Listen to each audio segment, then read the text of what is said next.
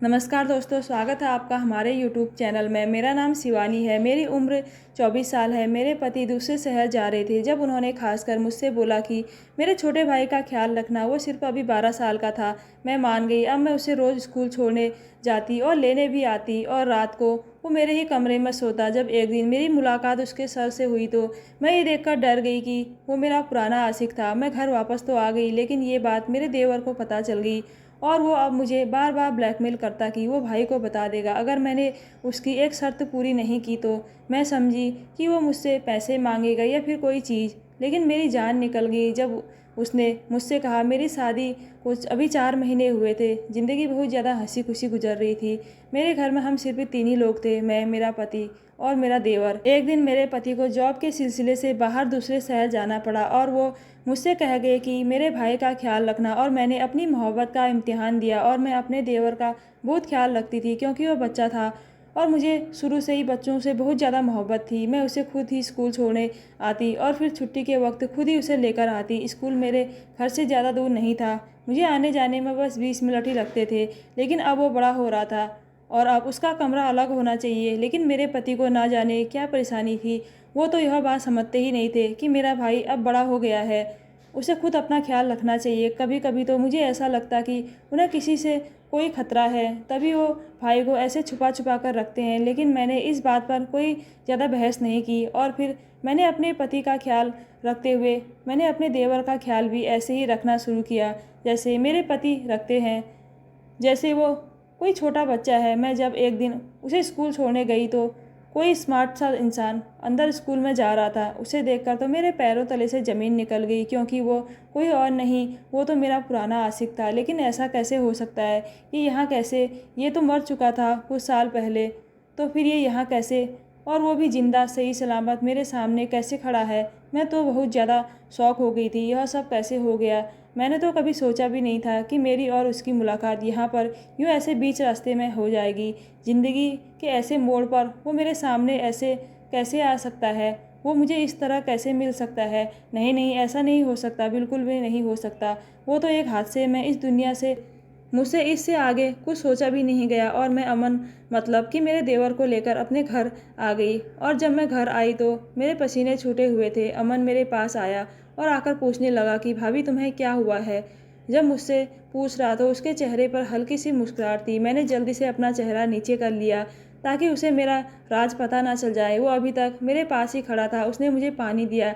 मैंने उसके हाथ से पानी का गिलास ले लिया, लेकिन जैसे ही मेरी नज़र उसके चेहरे पर पड़ी तो मेरे हाथ से पानी का गिलास दूर जाकर गिरा, क्योंकि अमन के देखने का अंदाज बिल्कुल भी ऐसा नहीं था कि मैं यह समझूँ कि यह 12 साल का लड़का है। वो बहुत ही ज़्यादा प्यासी नज़रों से मुझे देख रहा था। मैं इतनी ज़्यादा बेचैन हो गई थी कि मैंने उसका हाथ बाजू से पकड़कर उसे कमरे से बाहर निकाल दिया और अपने कमरे में कुंडी लगा दी। मैं जब बेड पर बैठी थी तो मेरा जिस्म बहुत तेज़ी से काँप रहा था। मेरे लिए ये बर्दाश्त से बाहर था कि मैं एक 12 साल के लड़के से इस कदर डर गई। मैंने कोई जुल्म नहीं किया कि मैं इस तरह से डरूं। मैंने अपने दिल में खुद ही सोचा और फिर खुद ही अपने दिमाग से डर निकाल फेंक दिया। फिर ये सोच मुझे परेशान करने लगी कि आखिर मैं क्यों उससे इतना घबरा रही हूँ। मैंने अपने दिल को थोड़ी तसल्ली दी और फिर मैं कमरे से बाहर निकल गई। अमन भी घर से बाहर निकल चुका था। मैंने हिम्मत की और मैं घर के कामों में लगी। अब घर में जब 2 ही लोग हो तो क्या ही काम होगा, बिल्कुल थोड़ा सा। मैंने अपने अतीत की एक बात को याद किया और सोचा कि मेरे पिता सही कहते थे कि जहाँ पर सिर्फ 2 लड़के हो उस घर में अपनी बेटी की शादी कभी मत करो। लेकिन मेरी मम्मी ने एक नहीं मानी थी और मेरी शादी यहाँ पर करा दी। अब मुझे अपने पापा की वो बातें बहुत याद आती हैं कि काश पापा की इस बात को उस वक्त किसी ने समझ लिया होता, आज हालात बिल्कुल अलग होते। मेरी शादी जब मोहन से हुई तो वो मेरा बहुत ज़्यादा ख्याल रखते थे और अब तक रखते आए थे। लेकिन जैसे जैसे वक्त गुजरता गया, घर के हालात को देखते हुए उन्हें ज़्यादा मेहनत करनी पड़ी थी, जिसकी वजह से वो पहली नौकरी छोड़ चुके थे और अब उन्हें दूसरी नौकरी ज्वाइन कर ली थी। तो ज्वाइन करते हुए कुछ ही दिन हुए थे और उन्हें शहर से बाहर जाना पड़ा। लेकिन जब शुरू शुरू में शहर से बाहर जाते तो वह जल्द ही घर वापस आ जाते। वो हर रात को वापस आ जाते थे, लेकिन इस बार उन्हें कुछ ज़्यादा दिनों के लिए ही जाना पड़ा था। इसलिए मुझे कुछ डर सा लगा। पहले तो मैंने उनसे यही कहा था कि जाने की कोई ज़रूरत नहीं है, लेकिन उन्होंने मुझसे कहा कि जाना तो बहुत ज़रूरी है, क्योंकि यह मेरी पक्की नौकरी तो नहीं जिसके लिए मैं उन्हें मना कर सकूं। इसलिए मुझे हर हाल में जाना पड़ेगा। मैं क्या कर सकती थी? अब तो मम्मी भी इस दुनिया में नहीं थी जो उनको अपने पास बुला लूं। भाभी और बहनें सब अपने अपने घरों में बिजी थी। अब मैं किसको अपने पास बुलाती, इसलिए मैं चुप करके अपने पति का इंतज़ार करने लगी। लेकिन मुझे क्या पता था कि वो कुछ दिन शहर से बाहर गुजारेंगे तो मेरी ज़िंदगी इतनी ज़्यादा मुश्किल हो जाएगी। एक दिन मैं अपने देवर को स्कूल छोड़ने गई तो वो वहीं पर खड़ा था और मुझे देखता रह गया। ये बात मेरे देवर ने नोट कर ली थी। मैं जल्दी से स्कूल के अंदर गई, क्योंकि आज मेरे देवर के स्कूल में पेरेंट्स से मीटिंग थी। अब बेचारी मेरी सास तो थी नहीं, इसलिए मैं उसकी माँ की सूरत में उसके स्कूल वालों से मिलने के लिए चली गई। जैसे ही मैं मीटिंग रूम के अंदर गई, वो मेरे बिल्कुल सामने बैठा हुआ था। उसकी नज़र मुझ पर पड़ी तो वो जल्दी से खड़ा हो गया। उसके चेहरे की मुस्कुराहट तो वही थी जो कुछ साल पहले थी। सब कुछ वैसा ही था। वो बिल्कुल भी तो नहीं बदला था, सिवाय इसके कि अब उसके चेहरे पर थोड़ी सी उदासी छाई हुई थी। वो बचपन अब नहीं था। मैंने जल्दी से चेहरा नीचे कर लिया, लेकिन शायद देर हो चुकी थी। वो पता नहीं कितनी देर तक मुझे ऐसे ही देखता रहा। तभी अमन ने उसे सर कहकर उसका ध्यान मेरी तरफ से हटाया। उसने बोला, सर ये मेरी भाभी है। अमन ने मेरा इंट्रो करवाया तो वो थोड़ा होश में आया और बहुत इज्जत में बहुत ज़्यादा कंफ्यूज थी। पता नहीं क्यों मैं फिर से अपने अतीत में जा चुकी थी। अमन ने उसकी नज़रों से पता नहीं क्या क्या समझ लिया था। मैंने बस थोड़ी बहुत बात की और फिर अमन से कहा कि अब घर चलो, घर में काफ़ी काम है। लेकिन पता नहीं कब उसके सर ने हमारे लिए खाने पीने का सामान मंगवा लिया। अमन खाता जा रहा था और कहता जा रहा था कि भाभी आप मेरे साथ रोज़ आ जाया करें। सर ने तो आज बहुत मौज ही करवा दी है। मैंने हिम्मत करके सिर्फ 2 ही निवाले लिए और फिर उठकर बाहर आ गई। अमन काफ़ी देर के बाद बाहर आया। उससे पहले उसका वही सर मेरे पीछे आ गया था। मैं तो खुद को पहले ही बचाती हुई आ रही थी। मैंने जल्दी से ऑटो में बैठकर अमन को इशारा किया, जो अपने दोस्त के साथ खड़ा हुआ था।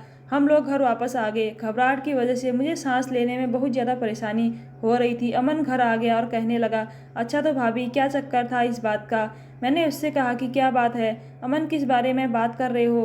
तो उसने कहा, अरे मैं तो सर हर्ष के बारे में बात कर रहा था। कितने अच्छे हैं ना, आप जानते हैं उन्हें पहले से? मैंने कहा, नहीं नहीं, मैं तो नहीं जानती उनको। मेरा तो उनसे दूर दूर तक कोई ताल्लुक़ नहीं है। अच्छा अच्छा भाभी, रिलैक्स, क्यों इतनी ज़्यादा घबरा रही हो? मैंने कहा, मैं तुम्हारे भाई की वजह से परेशान हूँ। वो पता नहीं कब वापस आएंगे। मैंने बहुत ही फिक्र से कहा और हाथ में पकड़े हुए गिलास की थरथराहट की वजह से वो महसूस हो रहा था। बात करने के बाद वो मुझ पर ताने कसते हुए हंसा और कहने लगा कि भाई यहाँ नहीं है तो क्या बात है, हर्ष सर तो है ना। उसने ऐसा इसलिए कहा ताकि मैं ये समझ सकूं कि वो हर बात जान चुका है।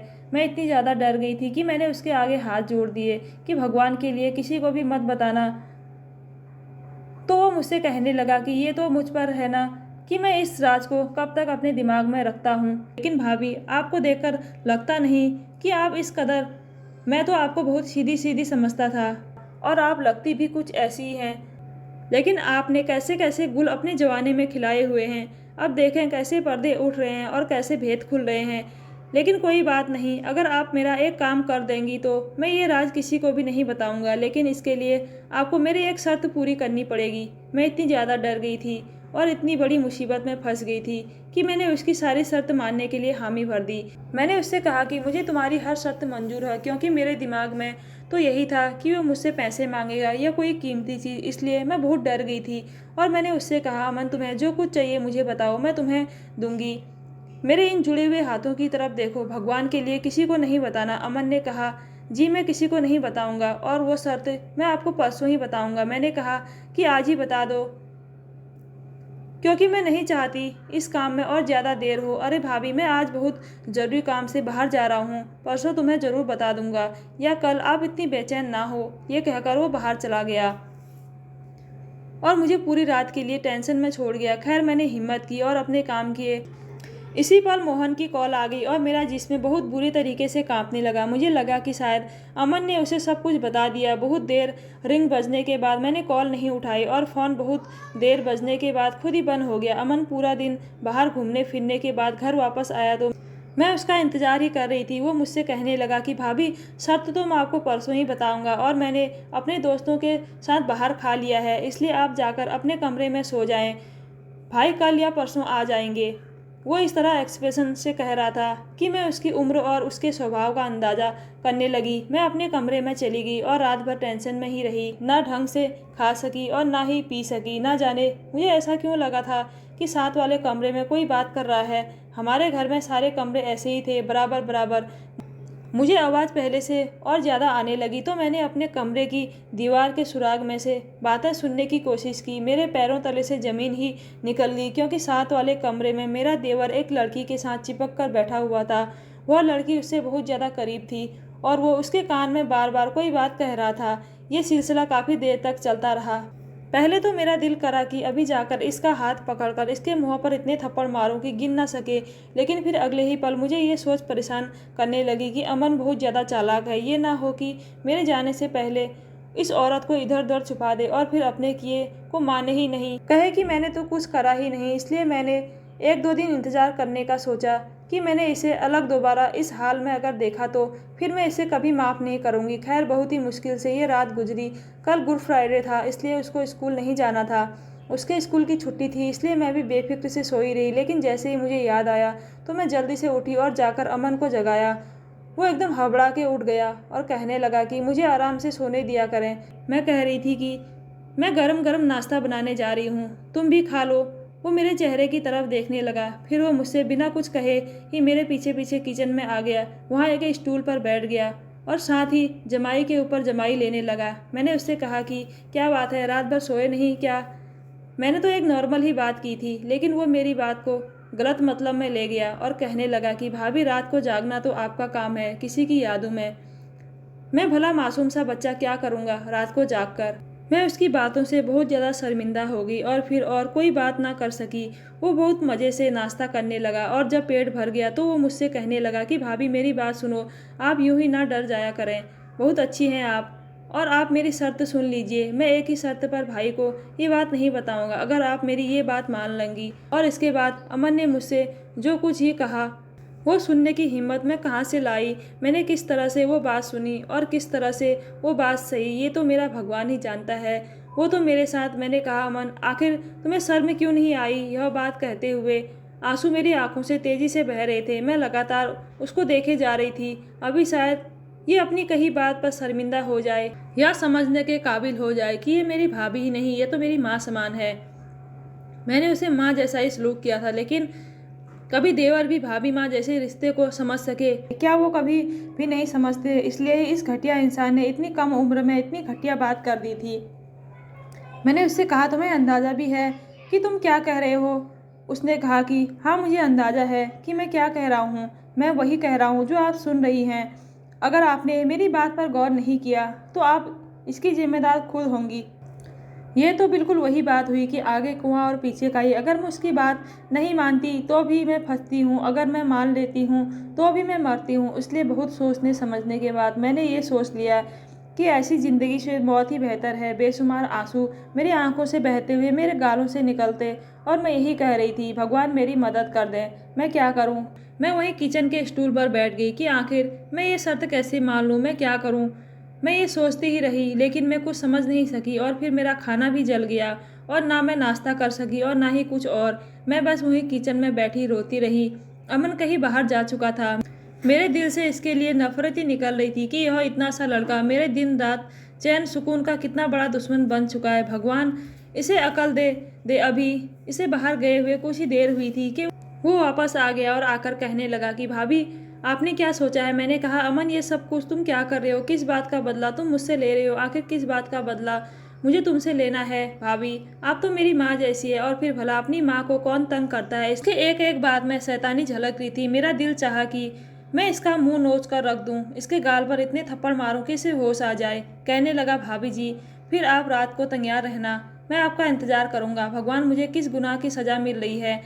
मैं तो दुआ ही कर रही थी कि भगवान दिन को और बड़ा कर दे, रात कभी ना हो, क्योंकि इस रात ने तो मेरे मुंह पर काली घी मल देनी थी। क्योंकि इस कलंक की स्याही से कुछ नहीं तो मेरे दिन के उजालों पर अंधेरा छा जाएगा। मैं चुपचाप बैठी रही कि मैंने देखा दिन ढलने लगा, मतलब कि मुझे मौत आने में कुछ ही देर बाकी है। देखते ही देखते रात के 9 बज गए और मैं खाना बनाने लगी और खाना बनाकर मैं नहा धोकर मैं अभी प्रार्थना करने खड़ी हुई थी कि दरवाजे पर ज़ोर ज़ोर से दस्तक होने लगी, इसलिए मैंने दरवाजे पर होने वाली दस्तक की परवाह किए बिना ही पूजा को चालू रखा। दस्तक अब तक हो ही रही थी, लेकिन मैं इस पाप से बचने के लिए भगवान के सामने ही खड़ी रहना चाहती थी। अब दरवाजे पर होने वाली दस्तक रुक चुकी थी और मैं पूजा भी कर चुकी थी। तभी मुझे बाहर वाला दरवाज़ा खुलने की आवाज़ आई।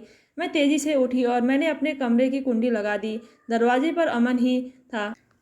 उसके पास घर की डुप्लीकेट चाबी होती थी, इसलिए वो घर में आ चुका था। उसने मेरे दरवाजे को खूब खटखटाया, लेकिन मैंने दरवाज़ा नहीं खोला। बस उसकी आवाज़ आई कि भाभी, आप अपने लिए खुद मुसीबत इकट्ठा कर रही हैं। आपको अपना खुद ख्याल नहीं है तो कोई आपका ख्याल किस तरह करेगा। वो काफ़ी देर तक दरवाजे पर खड़ा होकर बोल बोल कर चला गया, लेकिन मैंने भी सोच लिया था कि आज की रात मैं भी दरवाज़ा नहीं खोलूँगी, फिर चाहे कुछ भी हो जाए, देख लूँगी। पूरी रात मैंने सुकून से सोकर गुजारी और फिर सुबह उठते ही मैं किचन में गई और मैंने अमन से कहा कि आज से तुम खुद ही स्कूल चले जाया करो, क्योंकि मुझे बहुत सारे काम होते हैं। वो मेरे मुँह की तरफ देख रहा था। उसने मुझसे एक भी शब्द नहीं कहा।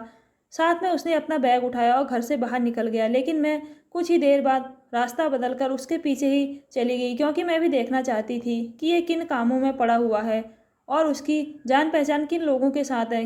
क्योंकि उसकी जितनी उम्र थी उससे तो बहुत बहुत बड़े काम ये कर रहा था। मैं उसके पीछे पीछे चल रही थी। उसको पता नहीं था कि मैं उसके पीछे आ रही हूँ और मैं रास्तों को बदल बदल कर चल रही थी। मैं उसके स्कूल पहुँची तो मैंने गार्ड से पूछा कि अमन स्कूल पहुँच गया। वो मुझसे कहने लगा कि हाँ, वो तो पहुँच गया है। मैं कुछ उदास सी होकर घर की तरफ लौट आई। मैं घर की तरफ जब लौट रही थी तो हर्ष मुझे रास्ते में मिले और मुझसे कहने लगे कि तुमने मेरे साथ ऐसा आखिर क्यों किया। वो मुझसे गुस्से में था और मेरी तरफ लगातार देख रहा था। मैंने पहले तो तेज तेज चलना शुरू कर दिया, लेकिन जब उसे लगातार अपने पीछे आते हुए देखा तो मैं एक जगह रुक गई और मैंने उससे कहा कि अगर अतीत नहीं भुलाया जाता तो उस वक्त तुम्हें गायब नहीं होना चाहिए था, और अब जब मैं अपने घर में बहुत ज़्यादा खुश हूँ, मुझे ये सब बातें क्यों करने की कोशिश कर रहे हो। तुम्हें क्या लगता है कि तुम्हारे ये सब करने से मैं अतीत में चली जाऊँगी? तो ऐसा कभी नहीं होगा। ये तुम्हारी भूल है। मैं उसे जल्दी से सुनाकर और तेज़ी से चलती हुई अपने घर की तरफ आ गई और घर में आ गई। मैं बहुत हैरान हो गई कि दरवाजे पर लगा ताला अब दरवाजे पर नहीं था। मैं घर गई तो मुझे ये देखकर बहुत ज़्यादा खुशी हुई कि घर में मोहन खड़े थे, लेकिन वो हमेशा की तरह मुस्कुरा नहीं रहे थे। वो थके हुए थे, लेकिन मैं एकदम से जाकर उनके सीने से लग गई। वो जल्द ही मुझे एक तरफ करके कमरे में चले गए। मैं उनके इस व्यवहार से बहुत ज़्यादा परेशान हुई कि अचानक क्या हो रहा है और क्यों हो रहा है। एकदम से मेरे दिमाग में आया कि अमन ने शायद इन्हें कुछ गलत बता दिया होगा। वो नहाकर जब बाहर निकले तो मैंने उनसे कहा कि मैं नाश्ता बना चुकी, आ जाओ कर लो। तो उन्हें बहुत ठंडे लहजे में जवाब दिया कि मैं नाश्ता करके आया हूँ। मैंने उनके करीब जाकर पूछा कि मोहन, कुछ हुआ है क्या? तो वो मुझसे कहने लगे कि नहीं, अभी कुछ हुआ तो नहीं, लेकिन बहुत जल्द बहुत कुछ होने वाला है। तुम जाओ, मौज करो। मैं टिप टिप रोने लगी और ये सोचने लगी कि भगवान किसी भी तरह मेरे अतीत से मेरा पीछा छुड़वा दे। मैं नहीं जानती कि मेरे कौन कौन से पाप इतने ज़्यादा हैं जिसकी वजह से मुझे ऐसी सज़ा मिल रही है। अमन के आने पर मोहन का मूड बिल्कुल ठीक था और वो उससे हंस हंस कर बातें कर रहे थे। मेरे दिल में अमन के लिए बहुत ज़्यादा नफरत आ चुकी थी। ये लड़का मेरे लिए बहुत बड़ा बवाल बन चुका है। मोहन ने मुझसे कहा कि अब मैं आ गया हूँ तो कुछ दिन के लिए अच्छा रहेगा कि तुम अपनी मम्मी के यहाँ पर हो आओ। लेकिन मैं क्यों जाऊँ? अभी तो आप घर वापस आए हैं, मुझे कहीं नहीं जाना। लेकिन भगवान को कुछ और ही मंजूर था कि तभी शाम को मेरे घर से कॉल आ गई कि छोटी भाभी की तबीयत बहुत ज़्यादा ख़राब है, इसलिए मुझे जल्दी से वहाँ जाना होगा। मोहन मुझे वही मम्मी की तरफ घर के बाहर उतार कर वापस आ गए। लेकिन मैं जैसे ही घर में गई तो सामने बैठे इंसान के ऊपर जब मेरी नज़र पड़ी तो मेरी तो सांसें रुक गई। सामने सोफे पर हर्ष बैठा हुआ था। उसने मुझे नहीं देखा था, इसलिए मैं जल्दी से दौड़ती हुई भाभी के कमरे में आ गई, जहाँ पर भाभी बिल्कुल ठीक बैठी हुई मुस्कुरा रही थी। ये क्या भाभी, आप बिल्कुल ठीक हैं? तो आपने ऐसा मजाक करके मुझे यहाँ क्यों बुलाया? अरे यहाँ आओ तो सही। ये जो बाहर आदमी नहीं बैठा, ये मेरी बहन के रिश्ते के लिए आया है। मैंने इसे यहीं पर बुला लिया है ताकि तुम्हारे भाई इससे खुलकर मिले और साथ ही एक दूसरे से बात कर लें, क्योंकि इसके माता पिता नहीं है और इसे जो कुछ करना है खुद ही करना है। भाभी बहुत ही ज़्यादा खुश होकर बता रही थी। मैं उनकी मुँह की तरफ देख रही थी। अगर आपको इससे रिश्ता करना है तो मुझे झूठ बोलकर यहाँ बुलाने का क्या मकसद बनता है? मैं सच में भाभी से नाराज़ हो चुकी थी, इसलिए कोई बात भी नहीं कर रही थी। वो मुझे मनाने की लगातार कोशिश कर रही थी, लेकिन मैं एक तरफ मुंह बनाकर बैठ गई। कुछ देर बाद ही भाई ने हम सबसे कहा कि खाना लगाएं। मैंने ना चाहते हुए भी खाना लगाया और इस पर मुसीबत थी कि मुझे वो खाना वहाँ उसके साथ बैठकर खाना भी पड़ा। हर्ष की नज़रें लगातार मुझे ही देख रही थी, तो मैं बहुत ज़्यादा परेशान हुई। अभी हम खाना खा ही रहे थे कि अमन और मोहन वो दोनों भी यहाँ आ गए। अरे वाह, यहाँ तो बड़ी पार्टी हो रही है, वो भी हमारे ही बिना। अमन ने आते ही पनीर उठाया और उसे खाते हुए ऊंची आवाज़ में सबसे बातें करने लगा। जब ये दोनों आए थे तब हर्ष वॉशरूम में चले गए थे, लेकिन अमन उनको देख चुका था और लगातार इंतजार में था। लेकिन हर्ष जा चुका था, उसे कुछ ज़रूरी काम था। मोहन और अमन को भी भाई ने ही बुलाया था, वो आज सबको सरप्राइज दे रहे थे। मेरी तो जान पर ही बनी हुई थी। अमन और मोहन जा चुके थे और मोहन मुझसे कह गए थे कि मैं अभी कुछ दिन और यहाँ पर रहूँ। मैं अगले कुछ दिनों तक यहीं पर रही और भाभी के साथ जाकर शॉपिंग करती रही। भाभी की हर बात हर्ष से शुरू होती और हर्ष पर जाकर ही ख़त्म होती, क्योंकि वो बहुत ज़्यादा खुश थी और साथ में वो तारीफ़ें भी करती रहती थी। एक दिन हम शॉपिंग कर रहे थे तो भाभी को याद आया कि साड़ी के मैचिंग का ब्लाउज़ तो वो दुकान पर ही छोड़कर आ गई। मेरे पास बहुत ज़्यादा सामान था, इसलिए मैं वहीं पर एक साइड में सारा सामान लेकर बैठ गई और भाभी से कहा कि आप जाएं और सारा सामान उठाकर ले आएं। भाभी चली गई और मैं वहीं पर ही एक तरफ होकर बैठ गई। तभी मुझे अपने पास किसी के होने का एहसास हुआ, तो वो हर्ष ही था। मैंने उससे कहा कि तुम क्यों लगातार मेरा पीछा कर रहे हो, क्या चाहते हो तुम?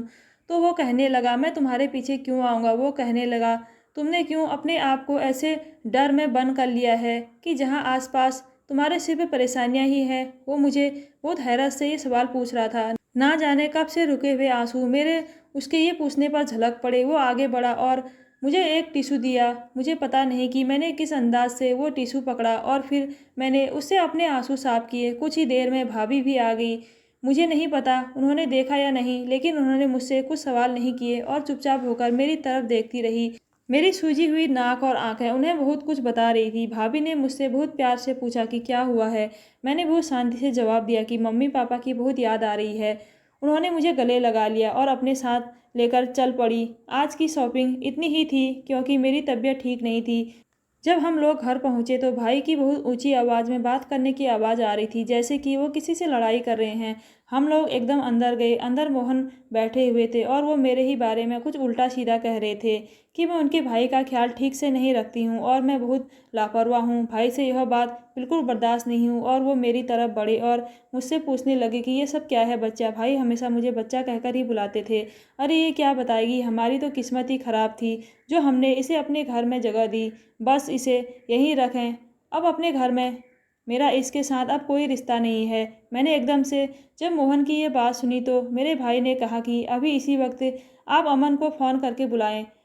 और मैं एकदम कॉल करके अमन को बुलाया और वो कुछ ही देर में यहाँ पर आ गया। कुछ देर बाद अचानक से हर्ष भी घर आ गया था। उसे मेरे भाई ने बुलाया था। जैसे ही हर्ष घर में आए तो उनकी नज़र मोहन पर पड़ी। जब मोहन ने हर्ष को देखा तो दोनों के आंसू एकदम झलक पड़े। मोहन आगे बढ़े और हर्ष को गले लगा लिया। ये तो मेरा भाई है जो कुछ सालों पहले ही गायब हो गया था और अब ये यहाँ एकदम से, ये सब क्या है। दोनों भाई अतीत में चले गए जहाँ उन्हें एकदम से सब कुछ याद आने लगा। वो कहने लगे कि जब मम्मी का देहांत हुआ तब मैं उस वक्त आर्मी ज्वाइन कर चुका था और आर्मी वालों की नौकरी ऐसी होती है, कभी यहाँ तो कभी वहाँ। और जब एक दिन मेरी ट्रेनिंग ख़त्म हुई तो मुझे बॉर्डर के बिल्कुल पास तैनात कर दिया गया। वहाँ अलर्ट का निशान तो लगा हुआ था, लेकिन मुझे रात के अंधेरे में पता नहीं लग सका और फिर मैं बॉर्डर क्रॉस कर लिया और फिर मैं दूसरे मुल्क की कैद में जा पड़ा। फिर मैं वहाँ 5 साल रहा। वहाँ के 5 साल मेरे लिए 500 साल के बराबर थे, क्योंकि बहुत ही ज़्यादा बुरी कैद थी। रोज़ जुल्म होते थे और फिर मैंने अपनी चैन उतार कर एक दोस्त को दी कि अगर मैं यहाँ मर गया तो ये चैन मेरे देश मेरे पापा के पास पहुंचा देना। और मुश्किल ये हुई कि मुझसे पहले वो ही मर गया और बस अखबार में उसके मरने की खबर दे दी गई और उसमें उसकी चैन को बहुत जूम करके दिखाया गया। मेरे घर वालों ने जब वो खबर पड़ी तो रो पीट कर मुझ पर सब्र कर बैठे। हमारे चाचा और ताऊ तो बहुत खुश थे कि चलो एक बेटा तो गया, अब सारी जायदाद के वारिस हम सब खुद ही होंगे। इसलिए वहाँ मेरा एकदम से उनके सामने आ जाना खतरे से खाली नहीं था। इसलिए मैं किसी के सामने नहीं आया। लेकिन मेरे पापा ने वही बॉर्डर के पास ही डेरा लगा लिया, क्योंकि वो ये समझते थे कि मैं ज़िंदा हूँ। और एक दिन उनकी दुआओं ने मुझे ज़िंदा रखा उनकी कैद से। जब मैं निकला तो मेरे पापा वहीं बॉर्डर के पास एक झुग्गी में रहते थे। उनका हुलिया अभी तक ऐसा ही था कि मैं इतने टाइम बाद उनको एक नज़र में पहचान सकता था। जब वो मेरे पास आए तो मैं उनको अपने साथ ही घर लेकर आ गया। अब इतने साल जेल में रहने के बाद और इतना जुल्म सहने के बाद कुछ तो असर होता ही है ना। मैं अपने घर का पता पूरे तरीके से भूल चुका था और पापा भी बुढ़ापे की वजह से और सदमे की वजह से याददाश्त कम हो गई थी। फिर मैं भटकते हुए वापस अपने शहर में आ चुका था, जहाँ मैंने एक स्कूल में पढ़ाना शुरू कर दिया। वहाँ मैंने एक दिन अमन को देखा, क्योंकि ये मेरे कैद के दौरान बहुत छोटा था, लेकिन इसके गाल पर एक लाल निशान इसकी निशानी बन गया और मैंने इसको पहचान लिया और फिर मैंने इसे खूब दोस्ती की और मैंने इसे सब कुछ बता दिया। उसने मुझे कहा कि ये मुझे हर सूरत में अपने साथ घर लेकर जाएगा। फिर एक दिन मैंने भाभी को देखा तो मुझे कॉलेज का वक्त याद आ गया, जब हम एक दूसरे को पसंद करते थे। अमन कहने लगा कि यही आपको अपने साथ घर लेकर जा सकती है और फिर हर्ष कहने लगा। मैंने इससे मेल मिलाप बढ़ाने की कोशिश की, लेकिन पुरानी बातों की वजह से इस औरत ने मुझे जरा भी भाव नहीं दिया, बल्कि इसने हमेशा ही मुझसे बहुत सख्त और तंग लहजे में बात की। पापा जी मेरे साथ ही है। एकदम से पीछे कमरे से बहुत ही ज़्यादा बूढ़े आदमी निकले और आते ही अपने तीनों बेटों को और मुझे गले से लगा लिया। हम सब बहुत ही ज़्यादा खुश थे, लेकिन अमन की खुशी तो दुगनी थी, क्योंकि वो सबसे छोटा होने की वजह से सबसे ज़्यादा अपने माँ बाप को मिस करता था। लेकिन उसे माँ तो नहीं मिल सकी, लेकिन इतने सालों बाद उसके पापा उसे मिल गए थे। फिर अमन ने अकेले में मुझे बोला, प्लीज़ भाभी मुझे भी आप माफ़ कर दो, मैंने भी आपको बहुत तंग किया है। मैं तो आपके सिर पे मज़े ले रहा था और आपको डरा रहा था। मुझे पता चल गया कि उस रात आपने मुझे उस लड़की के साथ देख लिया था। मैं डर गया था कि कहीं आप मेरे बारे में सारी बातें भाई को तो ना बता दें।